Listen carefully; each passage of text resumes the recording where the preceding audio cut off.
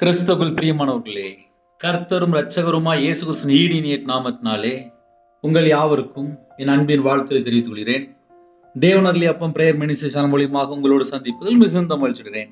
தினம்தோறும் அதிகால வேளையிலே 3 மணிக்கு பரிசுத்த வேதம் தந்து ஒரு பகுதி நாம் தியானித்து நம்முடைய குடும்ப பாதுகாப்பிற்காக நாம் ஜெபித்து வருகிறோம். வேற தேசத்துல வேற சூழ்நிலையில அதிகால வேளையில் இணைந்திருக்கிறீங்க. அதிகால வேளையில் அபிஷேகங்களை பெற்றுக்கொள்ள, தேவனுடைய கிருபை பெற்றுக்கொள்ள புதிய நாளுக்காக இணைந்திருங்கள். அது மாத்திரமல்ல, இந்த மாசம் டிசம்பர் மாசம் 1ஆம் தேதியிலிருந்து 25ஆம் தேதி வரைய கிறிஸ்துனுடைய பிறப்பை குறித்து நாம் தியானித்து கொண்டிருக்கிறோம். முடிஞ்ச அளவுக்கு எல்லாரும் கேட்டுருங்க. சாயங்காலம், அதாவது நைட் 8 மணிக்கு தூங்கும் முன்பாக கிறிஸ்துமஸ் மாசம் நம்ம என்ன செய்யணும் அதையும் வேதத்தின்படி நாம் தியானித்துக் கொண்டிருக்கிறோம். அதையும் தொடர்ந்து கேளுங்கள். மத்தேயு சுவிசேஷம் 18ஆம் அதிகாரம் 11, 14 ஆகிய வசனங்கள். மனுஷகுமாரன் கெட்டு போனதை ரட்சிக்க வந்தார். மனுஷகுமாரன் கெட்டு போனதை ரட்சிக்க. கர்த்தருடைய பிள்ளைகள் யாரெல்லாம் இணைந்திருக்கிறீங்களோ, நம்ம எல்லாருக்கும் ஒரே செய்தி தான். எனக்கும் அதே செய்தி தான். கெட்டு போனதை ரட்சிக்க வந்தார். நான் வெளிநாட்டுல இருக்கிறேன், நான் வேற நாட்டுல இருக்கிறேன், நான் வேற சூழ்நிலை இருக்கிறேன். எந்த சூழ்நிலும் சரி, கர்த்தரை விட்டு ஒரு மனுஷன் தள்ளி போயிட்டானாலே ஏதோ ஒரு காரியத்துல கேட்டு. ரோமர் 3ஆம் அதிகாரம் 22ஆம் வசனத்திலே எல்லாரும் பாவம் செய்து தேவனுடைய மகிமை அற்றுகளாகி என்று எழுதப்பட்டு, பாவம் செய்யும் போது என்ன நடக்கும் அப்படின்னா, தேவனுடைய மகிமை இழந்து போயிடுவாங்க. கடைசி காலத்துல உலகத்துல வாழ்ந்து கொண்டிருக்கும் எத்தனையோ குடும்பத்திலே கர்த்தரை விட்டு தள்ளி போய் ஏதோ ஒரு காரியத்துல சிக்கிக்கொள்ளும், வெளியே தெரியாது. ரோமர் 3ஆம் அதிகாரம் 12ஆம் வசனத்திலே எல்லாரும் வழி தப்பி ஏகமாய் கெட்டு போனார்கள், நன்மை செய்கிறவன் இல்லை, ஒருவனாயிலும் இல்லை என்று எழுதப்பட்டிருக்கு. எல்லாரும் வழி தப்பி ஏகமாய் கெட்டு போனார்கள். ஏகமாய் அப்படின்னா ஒருமனப்பட்டு கெட்டு போனார்கள். நன்மை செய்கிறவன் இல்லை, ஒருவனாயிலும் இல்லை என்று எழுதப்பட்டிருக்கு. இப்ப இன்னைக்குள்ள செய்தி என்ன அப்படின்னா, மனுஷகுமாரன் கெட்டு போனதை ரட்சிக்க வந்தார் என்கிறார். இந்த சிறியரில் ஒருவனாகிலும் கெட்டு போவது பரலோகத்தில் இருக்கிற உங்கள் பிதாவின் சித்தம் அல்ல என்கிறார். 100 ஆடு இருந்துச்சு, ஒரு ஆடு காணோம். 99 ஆடுகளையும் அப்படியே வனாந்தரத்துல விட்டுட்டு காணாம போன ஒரு ஆடு எங்க விழுந்துட்டு எங்க கிடக்கு அப்படின்னு சொல்லி தேட போயிருவாங்க. நல்ல மேய்ப்பன் இயேசு கிறிஸ்து நமக்கு நல்ல மேய்ப்பனாக வந்தார். நம்முடைய வாழ்க்கையிலே கர்த்தரை விட்டு தள்ளி போற காரியம் இருக்கா, முதல்ல நம்ம தான் யோசித்துக்கணும். ஏன்னா என்னுடைய வாழ்க்கையில இருந்துச்சு. மனம் திரும்பும் போது பாவம் மன்னிப்பு.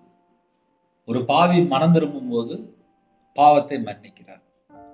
எல்லாரும் பாவம் செய்து தேவனுடைய மகிமை அற்றுகளாகி அப்படின்னா, பாவம் செய்யும் போது, அப்படி இல்லைன்னா பாவம் செய்கிற வாழ்க்கையிலே தேவனுடைய பாதுகாப்பு இருக்காது. சில குடும்பத்துல என்ன நினைப்போம் அப்படின்னா, நான் ஞாயிற்றுக்கிழமை சர்ச்சுக்கு போயிட்டேன் அப்படின்னு சொல்லிட்டு உடனே முடிச்சிருவாங்க. ஞாயிற்றுக்கிழமை நம்ம சர்ச்சுக்கு போயிடலாம், மாசம் ஃபுல்லா நம்ம சர்ச்சில் இருக்கலாம். ஒரு மனுஷனுடைய வாழ்க்கையில பாவம் இருக்கும்போது தேவனுடைய முகம் மறைக்கப்பட்டு ஒரு 15 பாயிண்ட் இருக்கு. இந்த 15 பாயிண்டோட நம்ம சொல்றேன். ஒரு மனுஷனுடைய வாழ்க்கையில பாவம் இருக்கும்போது தேவனுடைய முகம் மறைக்கப்பட்டு தேவனோடு உள்ள தொடர்பு இழந்து போயிடுவான். தேவனோடு உள்ள ஐக்கியம் இழந்து போயிடும். தேவனுடைய சத்தம் கேட்கறதை இழந்து போயிடும். தேவனுடைய பிரசன்னத்தை இழந்து போயிடும். தேவனுடைய மகிமை இழந்து போயிடும். தேவனுடைய பாதுகாப்பு இழந்து போயிடும். தேவனோடு பேசக்கூடிய கிருபை இழந்து போயிடும். அப்பா பிதாவை என்று கூப்பிடிய உறவை இழந்து போயிடும். ஆவிக்குரிய சரீரத்தை இழந்து போயிடும். அதிகாரத்தை இழந்து போயிடும். தேவனிடத்தில் வரக்கூடிய நன்மைகளையும் இழந்து போயிடும். அதுக்கப்புறம் ஆட்டோமேட்டிக்கா சாபத்துல தள்ளப்பட்டுருவான், இருள தள்ளப்பட்டுருவான், பாவத்துல, வியாதியில, பலவீனத்தில, நோயில, பல காரியத்துல சிக்கி கொள்வான். அப்ப செய்தி என்ன அப்படின்னா, ஒரு மனுஷனுடைய வாழ்க்கையில பாவம் இருக்கும்போது ஆசீர்வாதம் இருக்காது. என் வாழ்க்கையில நான் பல காரியங்கள்ல வந்ததுனாலே ஆசீர்வாதத்துக்கு தடை என்ன? வாழ்க்கையில பிரச்சனை என்ன, போராட்டம் என்ன, ஏன் வீட்டுக்குள்ள குழப்பம் வருது, ஏன் வீட்டுக்குள்ள தரித்திரம் வருது, ஏன் வீட்டுக்குள்ள சாபம் வருது, ஏன் வீட்டுக்குள்ள பஞ்சம் வருது, ஏன் வீட்டுக்குள்ள நிம்மதி இல்லை, ஏன் வீட்டுக்குள்ள போராட்டமா இருக்குன்னு சொல்லி பார்க்கும்போது ஒரு மனுஷன் பிசாசுக்கு இடம் கொடுத்தால் ஆசீர்வாதத்தை திருடிடுவான். திருடன் திருடவும் கொல்லவும் அழிக்கவும் வருகிறான் அன்றி வேற ஒன்றுக்கும் வரான் என்று எழுதப்பட்டு. அப்போ ஒரு குடும்பத்திலே சத்துரு உள்ள வந்துட்டான் அப்படின்னாலே நிம்மதி இருக்காது. நிறைய குடும்பத்திலே என்ன யோசிப்பாங்க அப்படின்னா, எப்படி வாழ்ந்தாலும் ஆசீர்வாதம் சொல்லிட்டு இஷ்டம் போல வாழ ஆரம்பிச்சுவாங்க. இப்ப அப்படிதான் கடைசி காலம் போயிட்டு இருக்கு. எல்லாரும் வழிதப்பி என்று எழுதப்பட்டு. எல்லாரும் வழிதப்பி அப்படின்னா எல்லா ஆடும் காணாம போயிட்டுன்னு அர்த்தம். கெட்டு போன ஆடை மீட்டெடுக்கணும். தேவன் மாம்சத்தில் வெளிப்பட்டார். உலகத்தின் பாவத்தை சுமந்து தீக்கிற தேவ ஆட்டுக்குட்டியை வெளிப்பட்டார். நம்மளை மீட்டெடுக்க தேவன் மாம்சத்தில் வெளிப்பட்டார். சில குடும்பத்திலே மதுவானம் அப்படிம்பாங்க, சில குடும்பத்துல விபச்சாரம் அப்படிம்பாங்க, சில குடும்பத்துல ஃப்ரெண்டை நம்பி ஏமாந்துட்டேன், சில குடும்பத்துல நெட்ல போய் நான் ஒரு இன்வெஸ்ட் பண்ணேன் ஏமாந்துட்டேன் அப்படிம்பாங்க. ஏதோ ஒரு காரியத்திலே வாழ்க்கையில கர்த்தரை விட்டு தள்ளி போகும்போது மனுஷனை நம்பினாலே சாபம் என்று எழுதப்பட்டிருக்கு. பொய் பேசும்போது அந்த இடத்துல பொய்க்கு பிதா வந்துடும். பாவம் செய்கிறவன் பிசாசினால் உண்டாயிருக்கிறான் என்று வேதம் சொல்லுது. கற்பனையினாலே சமயம் பெற்று என்னை வஞ்சித்தது என்று வேதம் சொல்லுது. ஏதோ ஒரு காரியத்திலே கர்த்தரை விட்டு தள்ளி போய் பாவத்துக்குள்ள சிக்கி கொள்வாங்க. இன்று நிறைய குடும்பத்துல வீண் வார்த்தையினாலே பாவம். சில குடும்பத்துல எல்லாம் போன்ல 6 மணி நேரம் 8 மணி நேரம் பேசிட்டு இருப்பாங்க. 8 மணி நேரம்லாம் பேசிடுவாங்க. கேட்டா எனக்கு ரொம்ப பிடிக்கும் அப்படிம்பாங்க. லாஸ்ட் எத்தனை மணி நேரம்னா 8 மணி நேரம் போயிருக்கும். அப்படியும் சில குடும்பத்துல ஆட்கள் இருக்காங்க. ஒரு மனுஷன் பாவம் செய்யும் போது என்னுடைய மகிமை இழந்து போயிடும். அதுக்கப்புறம் அந்த இடத்துக்குள்ள ஆசீர்வாதம் இருக்காது. தரித்திரம், பஞ்சம், கஷ்டம், பிரச்சனை, போராட்டம் எல்லாம் உள்ள வந்துடும். இந்த டிசம்பர் மாசத்துல கிறிஸ்துவனுடைய பிறப்பை யாரெல்லாம் கொண்டாடுறோமோ கர்த்தரை விட்டு தள்ளி போற என்னெல்லாம் பாவம் இருந்து முதல்ல கண்டுபிடிக்கணும். ஏன்னா சில குடும்பத்துல நல்ல நாடம் பார்ப்பாங்க, 31 நாள் நாடம் பார்ப்பாங்க, 31 நாள் படம் பார்ப்பாங்க, 31 நாள் கர்த்தரை விட்டு தள்ளி போய் இஷ்டம் போல வாழ்ந்துட்டு இருப்பாங்க. அந்த வீட்டுல போய் பார்த்தா தெரியும். நாங்க பார்த்தா கிறிஸ்டியன் அப்படிம்பாங்க, நாங்க பார்த்தா வேதக்காரங்க அப்படிம்பாங்க, நாங்க கோயிலுக்கு போயிட்டுருக்கோம் அப்படிம்பாங்க, நாங்க ஆவிக்குரிய சர்ச்சைக்கு போறோம் அப்படிம்பாங்க. எல்லாம் சரிதான். வீட்டுல வந்து பார்த்தா தெரியும். கையில பைபிள் எடுத்து வாசிக்க மாட்டாங்க, மனம் திரும்ப மாட்டாங்க, தேவனோட வார்த்தை கீழ்ப்படிய மாட்டாங்க.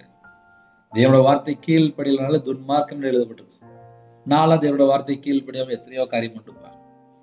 ஒரு மனுஷன் தேவனோட வார்த்தை கீழ்ப்படிந்தா மட்டும்தான் ஆசீர்வாதம்.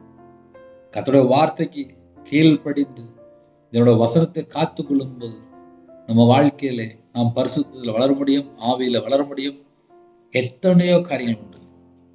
கெட்டு போனது ரட்சிக்க வந்தார் என்று எழுதப்பட்டிருக்கு. மனுஷகுமாரன் கெட்டு போனது ரட்சிக்க வந்தார். ஏதோ ஒரு காரியத்துல கெட்டு போயிருப்பாங்க, வெளியே தெரியாது. சில குடும்பத்துல கண்ணு கெட்டு போயிருக்கும், சில குடும்பத்துல லஞ்சம் வாங்கி கை கெட்டு போயிருக்கும், சில குடும்பத்துல இருதயம் ஃபுல்லா கெட்டு போயிருக்கும். ஏன்னா மன்னிக்கிற சுபாவம் இருக்காது, தாழ்த்த மாட்டாங்க, மனம் திரும்ப மாட்டாங்க, பொல்லாத இதயமா இருக்கும், அவிசுவாசமான இதயமா இருக்கும். சில குடும்பத்துல கர்த்தரை விட்டு தள்ளி போய் எத்தனையோ பாவத்தை உள்ள வச்சிருப்பாங்க. சில குடும்பத்துல மனைவிக்கு தெரியாம பல பாவ அடிமையில வாழ்ந்துட்டு இருப்பாங்க. சில குடும்பத்துல வியாபாரம் பார்க்க சொல்லிட்டு பொய் சொல்லி பல லட்சங்கள் கடன்ல இருப்பாங்க. பொய் பேசினா கூட பாவம் தானே. ஏதோ ஒரு காரியத்துல கெட்டு போயிருப்பாங்க, வெளியே தெரியாது. சில குடும்பத்துல வாலிப பையங்க கேம் அடிமையில இருப்பாங்க. தேவையில்லாம ஃப்ரெண்ட்ஷிப், தேவையில்லாத பழக்கங்கள், எங்கேயாவது போய் சிக்கி கொள்வாங்க. ஆக மொத்தம் கர்த்தரை விட்டு தள்ளி போயிடுவாங்க. கர்த்தரை விட்டு தள்ளி போனதுக்கு அப்புறம் தான் தெரியும், ஐயோ நான் கெட்டு போயிட்டேனே அப்படின்னு துக்கப்பட்டு அழுதுட்டு இருப்பாங்க. சில குடும்பத்துல என்ன நடக்கும் அப்படின்னா, எனக்கு ஒரே பிசாசு போராட்டம். நான் படுத்து தூங்கும்போது நான் விபச்சார ஆவியை பார்த்தேன், நான் வலு சிற்பத்தை பார்த்தேன், நான் விக்கிரத்தினுடைய ஆவியை பார்த்தேன், நான் நாயை பார்த்தேன், நான் பாம்பு பார்த்தேன், நான் எலியை பார்த்தேன். ஏகப்பட்ட காரியம் சொல்லுவாங்க. 24 மணி நேரம் கர்த்தரை விட்டு தள்ளி போற காரியம் எத்தனை இருக்கு. நம்ம அப்படி நார்மலா யோசித்து பார்க்கணும். எல்லாரும் வழி தப்பி ஏகமாய் ஒருமனப்பட்டு கெட்டு போனார்கள் அப்படின்னு சொல்லி ஸ்டேட்மெண்ட் இருக்கு. கெட்டு போனார்கள் என்ன அர்த்தம்? முடிஞ்சிச்சு. கெட்டு போன பாவிய மீட்டெடுத்து தம்முடைய ரத்தத்தினால சுத்திகரித்து பரிசுத்தப்படுத்தி நம்மளை நீதிமான மாற்றி நம்மளை ராஜாக்களாக ஆசிரியர்களா மாற்றி நம்மளை வெளிச்சத்தின் பிள்ளையா மாற்றி வசனத்தினால ஜெனிப்பிக்க வைத்து ஒவ்வொரு நாளும் நம்மளை பாதுகாக்கிற கிருபை தந்து பாதுகாக்கிற கிருபையின் காலத்துல வாழ்றோம். கர்த்தருடைய வருகையில நாம் காணப்பட வேண்டும் என்றால் இந்த வருஷத்திலே டிசம்பர் மாசம் 25ஆம் தேதி நம்ம கிறிஸ்துமஸ் மாசத்தை எப்படி கொண்டாட போகிறோம்? நன்மை செய்யறோமா? நற்கிரியை செய்யறோமா? தேவனுடைய வார்த்தை கீழ்படுகிறோமா? தேவனுக்கு பிரியமானபடி வாழ்றோமா? கர்த்தருடைய வருகைக்கு நாம் ஆயத்தமா இருக்கிறோமா? கிறிஸ்துமஸ் 25ஆம் தேதி நிறைய குடும்பத்துல என்ன பண்றாங்க அப்படின்னா, அன்னைக்கு தான் ஸ்பெஷலா தண்ணி அடிக்கிறாங்க, அன்னைக்கு தான் அதிகமான போதையில இருக்கிறாங்க. நிறைய குடும்பத்துல கர்த்தரை விட்டு தள்ளி போற பாவத்துல போய் ஈடுபடுறாங்க. அப்படியும் சில குடும்பங்கள் இருக்கு. கெட்டு போனதை ரட்சிக்க வந்தார் என்று எழுதப்பட்டிருக்கு. ஆனா ஜனங்கள் கெட்டு போற ஒரு வாழ்க்கைக்குள்ள போயிட்டே இருக்காங்க. ஒரு பாவி மனம் திரும்பினால் பரலோகத்தில் மிகுந்த சந்தோஷம் என்று எழுதப்பட்டிருக்கு. இந்த சிறியோரில் ஒருவனும் கெட்டு போவது என் பிதாவின் சித்தம் அல்ல என்கிறார். அப்ப என்ன அர்த்தம்? கர்த்தரை விட்டு தள்ளி போற ஏதோ ஒரு காரியம் இந்த உலகத்துக்குள்ள அதிகமாயிட்டே வருது. கடைசி காலத்துல சோதம் குமர பாவம் என்று எழுதப்பட்டிருக்கு. கடைசி காலத்திலே அந்தி கிறிஸ்துக்காக எத்தனையோ குடும்பம் வேலை பார்க்கு. கள்ள தீர்க்கதரிசிகள், கள்ள அப்போஸ்தலர்கள், கள்ள ஓநாய்கள். அந்த பிரசங்கத்தெல்லாம் எப்படி கண்டுபிடிக்க முடியும்? நம்ம சத்தியத்துல நடந்தா மட்டும்தான் தேவனுடைய வார்த்தைனா என்ன, பிசாசுடைய வார்த்தைனா என்ன, அதை நம்ம கண்டுபிடிக்க முடியும். தேவனோட வார்த்தைக்கு கீழ்ப்படியணும் அப்படின்னா நம்ம முதல்ல கையில பைபிள் எடுத்து வாசிக்கணும். என் வாழ்க்கையில நான் கையில பைபிள் எடுத்து தான் வாசிக்கிறேன். ஆனால் எத்தனை பெர்சன்டேஜ் நான் தேவனோட வார்த்தை கீழ்ப்படினேன்? பரலோகம் பார்த்துட்டு இருக்கு. என் குடும்பத்தை ஆசீர்வதிக்கணும் அப்படின்னா பரலோகத்துல தேவன் பார்ப்பாரு. எந்தெந்த வார்த்தைக்கு நான் கீழ்ப்படுகிறேன், எந்தெந்த வார்த்தைக்கு இன்னும் நான் கீழ்ப்படிய வேண்டி இருக்கு அப்படின்னு சொல்லி பரலோகம் கவனித்து கொண்டிருக்கு. எல்லாரும் நினைப்பீங்க கிறிஸ்டியன் வாழ்க்கை ஈஸி தான். எப்போ தெரியுமா ஈஸி? தேவனோட வார்த்தைக்கு அப்படியே கீழ்ப்படிந்ததான் ஈஸி. ஆனாலும் உபத்திரங்கள், பாடுகள், பிரச்சனைகள் வழியா தான் நம்ம எல்லாரும் கடந்து போயிட்டு இருக்கோம். பிரச்சனையே இல்லைன்னு சொல்லி யாரையா சொல்லுங்க பார்ப்போம். எல்லாருடைய வாழ்க்கையிலுமே என் வீட்டுல என் கணவர் பிரச்சனை, என் பிள்ளை பிரச்சனை, சில குடும்பத்துல மாமியார் மருமகளுக்குள்ள பிரச்சனை வந்தது. எத்தனையோ பிரச்சனைகள் சொல்ல முடியும். கர்த்தரை விட்டு தள்ளி போகும்போது முதல்ல ஆசீர்வாதம் இருக்காது, சமாதானம் இருக்காது, பாதுகாப்பு இருக்காது. வீட்டுல தரித்திரம் வந்துடும், பஞ்சம் வந்துடும், பிரச்சனை வந்துடும், போராட்டம் வந்துடும். இதையும் ஏன் தெரியுமா காலையில் சொல்லுகிறேன்? மனுஷகுமாரன் கெட்டு போனதை ரட்சிக்க வந்தார் என்று எழுதப்பட்டிருக்கு. அப்ப நம்ம தான் யோசித்து பார்க்கணும். நம்முடைய வாழ்க்கையில எல்லா பகுதியிலுமே தேவனுக்கு பிரியமானபடி இருக்கான்னு சொல்லி கேட்டா கொஞ்சம் சந்தேகமா தான் இருக்கும். இல்ல பிரதர், நான் 23 மணி நேரம் கரெக்டா தான் பிரதர் இருக்கேன், ஒரு அரை மணி நேரம் மட்டும் நான் கரெக்டா இல்லை அப்படிம்பாங்க. சில குடும்பத்துல அப்படின்னு சொல்லுவாங்க. எனக்கு ஒரே ஒரு ஃப்ரெண்டு மட்டும் இருக்கிறாங்க பிரதர், அந்த ஃப்ரெண்டு வந்து ரட்சிக்கப்படாத ஃப்ரெண்டு தான், ஆனா விக்கிர வழிபாடுக்கு போவாங்க, அவங்க கொஞ்சம் மதுபான அடிமையில இருப்பாங்க, அவங்க கொஞ்சம் தவறாதான் இருப்பாங்க, ஆனாலும் நான் பழகிட்டு இருக்கேன் அப்படிம்பாங்க. நம்ம இருதயத்துல கொஞ்சோண்டு இடம் கொடுத்தா கூட பிசாசு உள்ள வந்துருவான். நிறைய குடும்பத்துல என்ன நினைக்கும் அப்படின்னா, அது எப்படி பிரதர் அப்படிம்பாங்க. கெட்டு போனதை ரட்சிக்க வந்தார் அப்படின்னா ஏதோ ஒரு காரியத்திலே ஃப்ரெண்டை நம்பியோ தேவையில்லாத யாரையோ நம்பி ஏமாந்து இருந்தாங்க. அப்புறம் அவங்களுடைய வாழ்க்கையிலே கண்ணீர், கஷ்டம், பிரச்சனை, உபத்திரங்கள், பாடுகள், நிந்தைகள், அவமானங்கள், இதெல்லாம் என் வாழ்க்கையில வந்திருக்குப்பா. நான் சொல்ல முடியும். இதெல்லாம் தாண்டிதான் உள்ள வந்து நிற்க. எப்பமெல்லாம் மனுஷனை நம்பி நான் போறேனோ அப்பமெல்லாம் ஏமாந்து போயிடுவேன். இது என் வாழ்க்கையில நடந்திருக்கு. ஒரு மனுஷனை நம்பி போகும்போது, அவனோட வார்த்தையை கேட்கும் போது நம்ம வாழ்க்கையில எத்தனையோ ஆசீர்வாதத்தை நம்ம இழந்து போயிடும். தேவனுடைய வார்த்தையை நாம் கேட்கும் போது நம்ம வசனத்தினாலே ஜெனிப்பிக்கப்படுகிறோம். ஆவியிலே நம்ம வளர முடியும். தேவனுடைய சமூகத்திலே காத்திருந்து ஜெபிக்கும் போது நம்முடைய ஆவிக்குரிய வாழ்க்கையில ஒரு மாற்றம் கிடைக்கும்.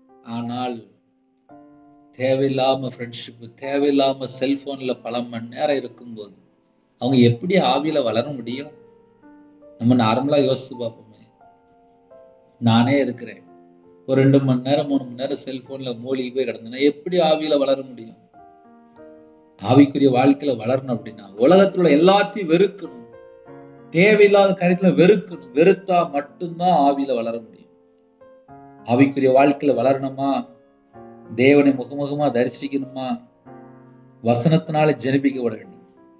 வசனத்தினால ஜெனிப்பிக்கப்பட்டா மட்டும்தான் ஆவிக்குரிய வாழ்க்கையில வளர முடியும். சில குடும்பத்துல 20 வருஷம் ஆச்சு, ஆனா இன்னும் முழுசா பைபிள் வாசித்து முடிக்கல. எனக்கு 55 வயசாயிட்டு அப்படிங்கிறாங்க, 60 வயசாயிட்டு இன்னும் ஒரு தடவை கூட பைபிள் வாசித்து முடிக்கல. ஆனா நான் பிறந்ததுல இருந்து கிறிஸ்டியன் அப்படிங்கிறாங்க. இன்னைக்கு நிறைய குடும்பத்திலே கிறிஸ்டியன் சொல்றாங்க, ஆனால் வசனம் தெரியாத கிறிஸ்டியன் எத்தனை பேர் இருக்காங்க தெரியுமா? மனுஷகுமாரன் கெட்டு போனதை ரட்சிக்க வந்தார். ஏன் கெட்டு போன காரியம் வருது? தேவனோட வார்த்தை கீழ்ப்படியல. யாரையோ நம்பிட்டு இருப்பாங்க. கொரோனாக்கு அப்புறம் கூட நிறைய குடும்பத்துல மனம் திரும்பாமல் துணிகரமா வாழ்ந்துட்டு இருக்காங்க. கடைசி காலத்திலே அக்கிரமம் மிகுதியாய் போகும் என்று எழுதப்பட்டு, அன்பு தணிந்து போகும் என்று எழுதப்பட்டு, இந்த சிறியரில் ஒருவரும் கெட்டு போது என் பிதாவின் சித்தம் அல்ல என்கிறார். ஏதோ ஒரு காரியத்துல கர்த்தரை விட்டு தள்ளி போற காரியம். இந்த நாளில் யாரெல்லாம் கேட்கறீங்களோ, பரிசுத்தமுள்ள ஓய்வு நாள் யாரெல்லாம் ஆலயத்துக்கு புறப்படுறீங்களோ, எல்லா குடும்பத்துக்கும் ஒரே நற்செய்தி. மனுஷகுமாரன் கெட்டு போனதை ரட்சிக்க வந்தார். தேவனுக்கு பிரியமானபடி வாழ்ந்தால் நம்ம நித்திய ஜீவனுக்குள்ள போக முடியும். அது நானா இருந்தாலும் சரி, யாரா இருந்தாலும் சரி. உலகத்துல எத்தனையோ காரியங்கள் இருக்கு. கர்த்தருடைய பிள்ளைகள் தேவனுடைய சமூகத்திலே காத்திருந்து ஜெபிப்போம். நம்ம குடும்பத்தை கண்டிப்பாக ஆசீர்வதிப்போம். பரிசுத்தமுள்ள ஓய்வு நாளிலே நிறைய குடும்பத்துல சர்ச்சை போயிட்டு இருப்பீங்க. ஒரு சின்ன ஜெபம் தான் பண்ண போறோம். எல்லாரும் ஆலயத்தை சீக்கிரமா போங்க. கர்த்தர் தான் நம்ம குடும்பத்தை ஆசீர்வதிக்க முடியும். சில குடும்பத்துல என்ன நினைப்பாங்க, சர்ச்சுக்கெல்லாம் போக முடியாது பிரதர், நேரமே இல்லை பிரதர் அப்படிப்பாங்க. ஆசீர்வாதம் எப்படி வரும்? இப்ப நானே இருக்கிறேன், ஞாயிற்றுக்கிழமை சர்ச்சுக்கு போகணும், தேவனோட சமூகத்துல போய் காத்திருக்கணும். உடனே சில குடும்பத்துல எனக்கு உடனே ஜெபிக்கிறவங்க கேட்பாங்க, நீங்க எந்த சர்ச்சுக்கு போறீங்க? ஊழியக்காரன் வந்து வேக வைப்பாங்க. இப்ப அப்படியே சில குடும்பம் இருக்கு. கர்த்தருடைய கிருபையினால ரட்சிக்கப்பட்டு மனம் திரும்பி வாழ்ந்தால் பரலோகம் நமக்கு உண்டு. ஆனா அடுத்த குடும்பத்தை கேட்டு நிறைய குடும்பத்துல சாபத்துல போய் சிக்கி கொள்றாங்க. அன்னைக்கு ஒரு குடும்பத்துல ஜெபிக்க வந்தாங்க. நிறைய கேள்வி கேட்டுட்டே இருக்கிறாங்க. ஜெப குறிப்பு சொல்லுங்க அப்படின்னா நிறைய தேவையில்லாம பேசிட்டு இருப்பாங்க. ஒரு பாவி மனம் திரும்பினால் பரலோகம், ஒரு பாவி மனம் திரும்பினால் ஆசீர்வாதம், ஒரு பாவி மனம் திரும்பினால் பாவம் மன்னிக்கப்படும், ஒரு பாவி மனம் திரும்பினால் சமாதானம், ஒரு பாவி மனம் திரும்பினால் இழந்து போன மகிமையை மீட்டு கொடுக்கிறார். ஒரு பாவி மனம் திரும்பும் போது கிருபையினால நிரப்பி நம்மளை மறுபடியும் ஆசீர்வதிக்கிறார். நம்ம வாழ்க்கை ஆசீர்வாதமா மாறணும். பரிசுத்தமுள்ள ஓய்வு நாளிலே ஆலயத்துக்கு புறப்படுங்க. உங்க குடும்பத்தை தேவன் ஆசீர்வதிப்பார். கண்களை மூடி நாம் ஜெபம் செய்வோம். அன்பின் கர்த்தாவே, உம்மை நன்றியோடு துதிக்கிறோம்ப்பா. பரிசுத்தமுள்ள ஓய்வு நாளிலே யாரெல்லாம் ஜெபிக்கிறாங்களோ எல்லா குடும்பமும் ஆலயத்துக்கு புறப்படணும்ப்பா. கர்த்தர் கிருபை செய்யுங்கப்பா. எல்லா குடும்பமும் இயேசு ரத்தினாலே நாமத்தினாலே ஆசீர்வதிக்கப்படட்டும். எந்தெந்த தேசத்துல இணைந்திருக்காங்களோ அந்த எல்லா குடும்பத்தையும் கர்த்தர் பரிபூர்ணமாக ஆசீர்வதிங்க. கர்த்தருடைய கரம் பிள்ளைகளோட கூட இருக்கட்டும். உங்க நாம மையப்படட்டும். எங்க வாழ்க்கையில எத்தனை குறைகள் இருக்கோ எல்லா குறைகளெல்லாம் மன்னிச்சிருங்கப்பா. உமக்கு பிரியமானபடி நாங்க வாழணும்ப்பா. எங்க வாழ்க்கையிலே கர்த்தருக்கு நாங்க முதலிடம் கொடுக்கணும்ப்பா. உம்முடைய கரத்துல அர்ப்பணிக்கிறோம். இந்த நாளில் ஜெபிக்கிற குடும்பத்தை கர்த்தர் ஆசீர்வதிங்க. உமக்கு பிரியமானபடி வாழணும்ப்பா. எங்க வாழ்க்கையிலே எல்லா பகுதியிலுமே தேவன் எதிர்பார்க்கிற பரிசுத்தம் வேணும்ப்பா. உங்க கிருபை தாங்கப்பா. உங்க மகிமையினாலே மூடுங்கப்பா. சிறுபிள்ளை முதல் கொண்டு முதியோர் வரை எல்லா குடும்பத்தையும் கர்த்தர் ஆசீர்வதிங்க. பலகணிகளை திறந்து ஆசீர்வதிங்க. பண்டசாலை திறந்து ஆசீர்வதிங்க. எந்த நாட்டில் எந்த சூழ்நிலை இருக்கிறாங்களோ அந்த குடும்பத்தை கர்த்தர் சந்திங்க ராஜா. உங்க நாமம் மட்டுமே விடட்டு. சிறுபிள்ளை முதல் கொண்டு முதியோர் எல்லாரையும் கர்த்தர் ஆசீர்வதிங்க. யாரெல்லாம் அப்பா காலையில் ஜெபினாலும் எல்லாரும் ஆலயத்துக்கு போகணும். ஆலயத்தினுடைய நன்மைகளை பெற்றுக்கொள்ளணும். அது மாத்திரமல்ல, பிறந்தநாள் கொண்டாடுறாங்க, திருமண நாள் கொண்டாடுறாங்க, அந்த குடும்பத்தை கர்த்தர் கரம் தொட்டு 100 மடங்கு ஆசீர்வதிங்க. கர்ப்பத்தினியா ஜெபிக்கிறாங்கப்பா, தடையெல்லாம் நீக்கி போட்டு ஆசீர்வதிங்க. மாசமா இருக்காங்க, டெலிவரி போடுறாங்க, பரம வைத்தியர் கூட இருங்க. பிள்ளைகளோட வாழ்க்கையில் வயசு அதிகமாயிட்டு போகுது, ரட்சிக்கப்பட்ட குடும்பத்தாங்க. திருமணம் முடிந்ததுக்கு அப்புறம் நிறைய குழப்பங்கள், அந்த குழப்பத்துல ஒரு முடிவு கொண்டாங்க. ஆலயத்துல போய் கண்ணீரோடு ஜெபிக்கிறத கிருபை செய்யுங்க. சரீரத்துல பலவீனத்தோடு இருக்காங்க, அந்த பலவீனத்தெல்லாம் நீக்கி உங்களுடைய தழும்புள்ள கரத்தினால தொட்டு சுகமாக்கித்தாங்க. இன்னைக்கு யாரெல்லாம் எந்த நாட்டுகளும் ஜெபிக்கலாம், எல்லா குடும்பத்துக்கும் கர்த்தருடைய பாதுகாப்பு தான். பிதா குமாரன் பரிசுத்த நாமத்தாலே முத்திரை போட்டு உங்க ரத்த கொட்டைகளை வேலடைத்து மூடி மறைத்து எல்லா குடும்பத்தையும் பாதுகாத்துங்க. எல்லா தேச ஜனங்களையும் உங்களுடைய கரத்துல அப்படிங்கிறோம். இந்த மாசத்துல கிறிஸ்துவின் பிறப்பை அப்பா தியானிக்கிறதுக்கு ஜீவன கிருபைக்காக நன்றி. இரவு மூலமாக அப்பா செய்தி பேச கிருபைக்காக நன்றி. தேவனர்லி அப்பா பிரேயர் மினிஸ்டர் உங்களுடைய கரத்துல அப்படிங்கிறோம். உமக்கு பிரியமானபடி வாழ்ந்து நித்திய ஜீவன்ல வரணும்பா. மனம் திரும்பி சிறு பிள்ளை போல மாறணும். எங்களுக்கு கிருபை தாங்கப்பா, எங்களுக்கு கிருபை தாங்கப்பா. என்னுடைய பாவத்தை மன்னிங்கப்பா. மனுஷகுமாரன் கெட்டு போனதை ரட்சிக்க வந்தார் என்று எழுதப்பட்டிருக்கு. எங்களுடைய பாவத்தை எல்லாம் மன்னிங்க. கர்த்தரை விட்டு தள்ளி போய் எந்தெந்த காரியத்துல அவன் கெட்டு போனோமோ அந்த பாவத்தை மன்னித்து உங்களுடைய கிருபையால நிரப்புங்கப்பா. உங்களுடைய ரத்தத்தினால கழுவி சுத்திகரிங்க. உங்க நாம மையப்படட்டும். இன்னைக்கு யாரெல்லாம் அப்பா ஜெபிக்கணும், எல்லாரும் ஆலயத்திலும் நாட்டப்பட்டிருக்கணும், ஞானசம் நடத்தணும், திடப்படுதல் எடுக்கணும், அப்பா நற்கனை எடுக்கணும். எல்லா குடும்பத்தையும் ஆசிரியங்க. உங்க நாம மையப்படட்டும். உமக்கு பிரியமானபடி வாழணும்ப்பா. இந்த கிருபை தாங்க. எல்லா குடும்பமும் ஆலயத்துக்குள்ள போகணும்பா. உலக வழிபாடுகளுக்குள்ளே, விக்கிர வழிபாடுகளிலே, மாந்திரியத்துல, பிள்ளி சுனியத்துல எந்த குடும்பத்துல கட்டப்பட்டுக்கணும் அந்த குடும்பம் ரட்சிக்கப்பட்டு சாட்சி சொல்லும். கத்த கிருபை செய்யுங்க. கத்தோட நாம் மகிமைப்படட்டும். வெளிநாட்டுல குடும்பத்தை கத்த சந்திங்க. ஆலயத்துக்கு போக முடியாத சூழ்நிலை இருக்கு, அந்த குடும்பத்தை பிரத்யட்சமா சந்திங்க. உங்க நாம மையப்படட்டும். சில குடும்பத்துல சரீரத்துல பலவீனத்தோடு இருக்காங்கப்பா, ஆலயத்துக்கு கிளம்ப முடியல, படுத்த படுக்கையா இருக்காங்க, வியாதியா இருக்காங்க. சில குடும்பத்துல அப்பா விக்கிரத்துல போய் இணைக்கப்பட்டிருக்காங்கப்பா, பிணைக்கப்பட்டிருக்காங்கப்பா. அந்த குடும்பங்கள் ரட்சிக்கப்படணும். எல்லா குடும்பத்தையும் கர்த்தர் பொறுப்படுத்துங்க. இந்த நாளை எனக்கு ஆசீர்வதித்தாங்க. உம்முடைய கரத்துல துதிகான மகிமை எல்லாம் ஒருகே செலுத்துகிறோம். இயேசு கிறிஸ்துவின் பிதாவே, ஆமென். தேவனுக்கே மகிமையுண்டதாக. கர்த்தர் தாமே உங்களை உங்கள் குடும்பத்தின் சகல காத்தும் சம்பூர்ண திருப்தியா கர்த்தர் கொடுத்து ஆசீர்வதிப்பாராக. ஆமென். கர்த்தராகிய இயேசு கிறிஸ்துவின் கிருபையும் பிதாவாகிய அன்பும் பரிசுத்தருடைய ஐக்கியமும் இப்பொழுதும் எப்பொழுது சதா காலங்களிலும் நம் மனோடு கொடுப்பதாக. ஆமென். கிறிஸ்துவின் பிரியமானவர்களே, எங்களுடைய ஊழியர்கள் தொடர்ந்து ஜெபிங்கள். கர்த்தர் உங்களையும் உங்கள் குடும்பத்தின் சகல காத்தும் சம்பூர்ண திருப்தியாக கர்த்தர் கொடுத்து ஆசீர்வதிப்பாராக. ஆமென். கர்த்தராகிய இயேசுவின் கிருபையும் பிதாவாகிய அன்பும் பரிசுத்தருடைய ஐக்கியமும் இப்பொழுதும் எப்பொழுது சதா காலங்களிலும் நம் மனோடு கொடுப்பதாக. ஆமென். நீங்கள் ஒருவேளை ஜெபிக்கணும் விரும்பினால் 9363064182 நம்பர் தொடர்ந்தா நாங்கள் உங்களுக்காக குடும்பத்தை ஜெபிப்போம். அது மாத்திரமல்ல, கிறிஸ்துமஸ் மாசத்துல நிறைய ப்ரோக்ராம் நிறைய சர்ச்சில் நடந்துட்டு இருக்கு.